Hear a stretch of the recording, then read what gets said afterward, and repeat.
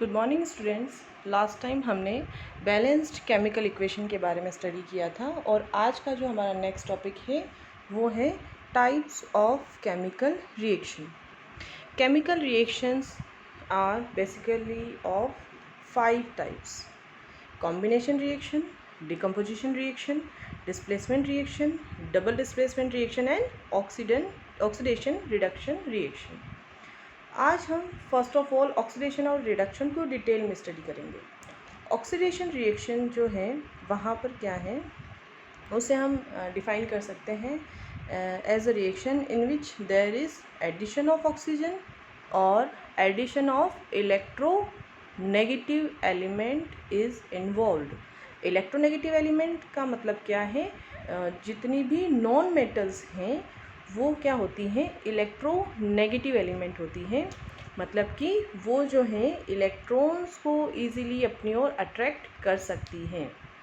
Okay, next है अगर इसी रिएक्शन को अदर टाइप से डिफाइन करना चाहें तो क्या हो सकता है, oxidation reaction is a reaction in which there is removal of hydrogen और removal of electropositive element is involved.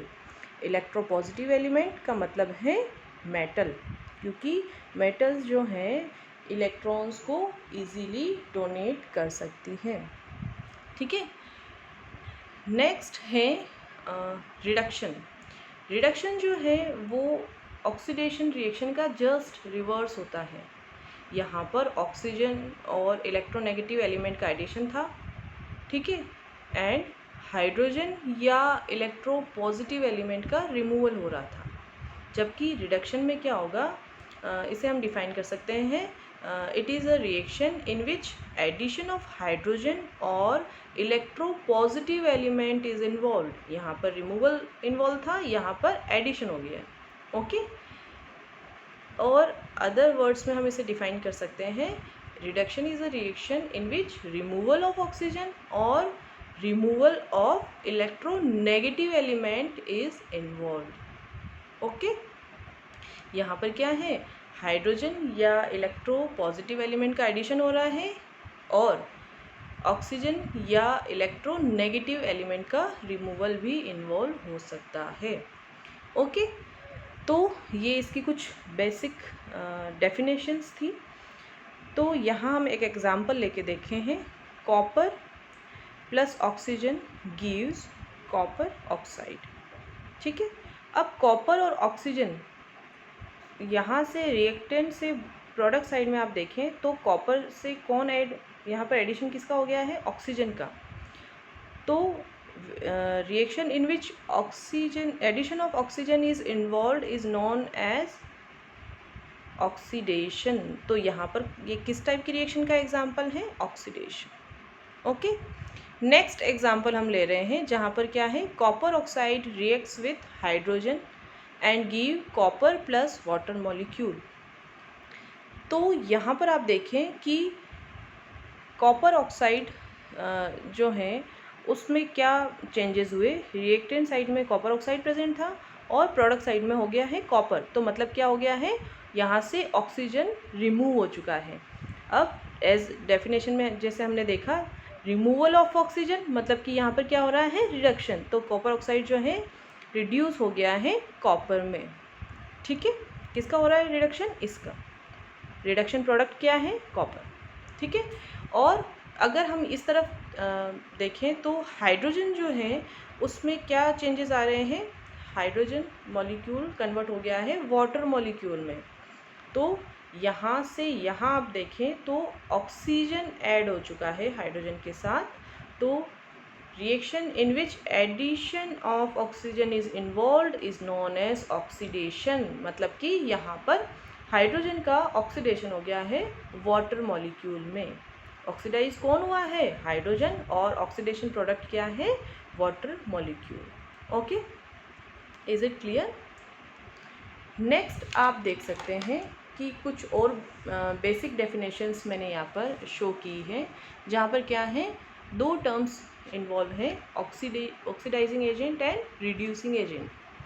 Oxidising agent is a substance which itself get reduced and which helps in oxidation। मतलब कि oxidising agent वो substance है जो कि खुद reduce हो जाता है, जबकि अदर सब्सटेंस को ऑक्सीडाइज करने में हेल्पफुल होता है। ठीक है, नाम से ही पता चल रहा है, ऑक्सीडाइजिंग मतलब ऑक्सीडेशन में हेल्पफुल जो है एजेंट, उसे बोल रहे हैं ऑक्सीडाइजिंग एजेंट। अब ये ऑक्सीडेशन में हेल्पफुल है तो ऑब्वियस सी बात है इसका खुद का रिडक्शन हो जाएगा। नेक्स्ट टर्म है हमारी रिड्यूसिंग एजेंट। रिड्यूसिंग एजेंट जो है ये करेगा, रिडक्शन में हेल्पफुल होगा और खुद का ऑक्सीडेशन हो जाएगा। ओके, तो reducing agent is a substance which helps in reduction and get itself oxidized। okay, next है a reaction in which both oxidation and reduction reactions are involved is known as redox reaction। अब जो last example हमने देखा था जहाँ पर क्या है, कॉपर का ऑक्सीडेशन हो गया था, कॉपर ऑक्साइड जो है उसका रिडक्शन हो गया था कॉपर में, और हाइड्रोजन जो है उसका ऑक्सीडेशन हो गया था वाटर मॉलिक्यूल में। तो ऑक्सीडेशन और रिडक्शन दोनों इन्वॉल्व है, इस वजह से हम इसको बोलते हैं रेडॉक्स रिएक्शन। और यहाँ पर अगर ऑक्सीडाइजिंग और रिड्यूसिंग एजेंट की बात करें तो पहले हमने डिस्कस कर लिया था, जो कॉपर ऑक्साइड है उसका क्या हुआ है, रिडक्शन हुआ है कॉपर में, खुद रिड्यूस हुआ है, मतलब ये क्या होगा, ऑक्सीडाइजिंग एजेंट। हाइड्रोजन की बात करें तो हाइड्रोजन जो है वो ऑक्सीडाइज हुआ है वाटर मॉलिक्यूल में, तो मतलब कि ये खुद क्या है, रिड्यूसिंग एजेंट। ओके, नेक्स्ट हम कंसल्ट करने वाले हैं effects of oxidation and reduction reaction in everyday life. यहाँ पर 2 इफ़ेक्ट्स हैं, कोरोजन एंड रेंसिडिटी। कोरोजन का एग्जांपल, बेसिक एग्जांपल अगर आप देखना चाहें तो आपके घर पे जो आयरन की डोर्स विंडोज़ वगैरह जो होंगी वो ओरिजिनल उनका कलर होता है ग्रे और शाइनी अपीरेंस की होती है, क्योंकि मेटल है तो उस पर शाइन होना बनता ही है। अब क्या है कि वो जो मेटेलिक डोर्स हैं उन पर अगर कलर नहीं किया हुआ है, वो एज इट इज़ उनका जो ओरिजिनल कलर है वो ही है, और कुछ टाइम बाद आप देखेंगे रेनी सीजन के बाद मोस्टली, तो क्या होगा कि वो रेडिश ब्राउन उस पर आपको एक सब्सटेंस दिखाई देगा। वो जो रेडिश ब्राउन कलर का सब्सटेंस है अगर उस पर प्रेजेंट हो जाता है तो उस प्रोसेस को हम क्या बोलते हैं, रस्टिंग ऑफ आयरन, मतलब कि जंग लगना। रस्टिंग ऑफ आयरन जो है कोरोजन का एक वेल नोन एग्जाम्पल है। इसी टाइप्स के इसके अदर एग्जांपल की बात करें तो वो हो जाएगा जो सिल्वर ऑब्जेक्ट, जो कि ज्वेलरी वगैरह में यूज़ में आता है सिल्वर, वो भी ओरिजिनल जो है ग्रे कलर का होता है, सिल्वरी वाइट भी बोल सकते हैं उसे, और वो कुछ टाइम बाद क्या है, ब्लैक कलर का हो जाता है। कॉपर के जो ऑब्जेक्ट्स हैं उनका भी कलर कन्वर्ट हो जाता है ग्रीन में। ठीक है, तो ये सारे कोरोजन के एग्जाम्पल्स हैं। तो corrosion is a process in which the metal object is attacked by moisture, acid etc. and get oxidized। Corrosion एक प्रोसेस है जिसमें मेटल ऑब्जेक्ट जो हैं उस पर मॉइस्चर, एसिड एट्सेट्रा जो हैं अटैक करते हैं और उसका ऑक्सीडेशन हो जाता है। ठीक है, और इसके एग्जांपल आप पहले देख चुके हैं। इससे बचने के लिए क्या है, आप उसको पेंट कर सकते हैं। सेकेंड इफ़ेक्ट जो है वो है रेंसिडिटी। रेंसिडिटी जो है वो क्या होता है कि आपने चिप्स वेफर्स वगैरह जो है आप खाते ही हैं, पैकेट फूड आइटम, उसमें जो है आप बात करते हैं कि इसमें काफ़ी गैस भरी हुई, हवा भरी हुई, वो हवा नहीं होती, वो क्या होती है एक्चुअली नाइट्रोजन गैस होती है। अब ऐसा क्यों होता है वो हम इसमें डिस्कस करेंगे। जो ऑयल और फैट कंटेनिंग फूड हैं उनको काफ़ी लॉन्ग टाइम तक आप एज इट इज़ रखते हैं ओपन में, तो क्या होता है कि उनमें स्मेल आने लग जाती है और उनका टेस्ट चेंज हो जाता है।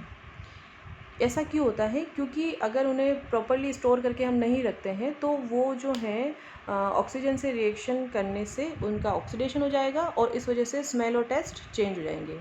इससे बचने के लिए उन्हें जो है या तो एयरटाइट कंटेनर में रखना चाहिए ताकि वो ऑक्सीजन के कांटेक्ट में नहीं आ पाए, या उनको जो है अगर पॉलीथीन बैग वगैरह में हम कर रहे हैं, जैसे कि पैकेट फूड आइटम जो आ रहे हैं, चिप्स कुरकुरे वगैरह, तो वहाँ पर उसमें नाइट्रोजन गैस फिल की जाती है, क्योंकि नाइट्रोजन गैस जो एक इनर्ट गैस है, तो इस वजह से क्या है, वो फूड आइटम के साथ रिएक्ट नहीं करेगी और उसको जो है उसके स्मेल और टेस्ट में चेंज नहीं आएगा और उस प्रोडक्ट को हम काफ़ी लंबे टाइम तक यूज़ कर पाएंगे। ओके, आज के लिए इतना ही। नेक्स्ट टॉपिक हम अगली बार में डिस्कस करेंगे। Thank you so much.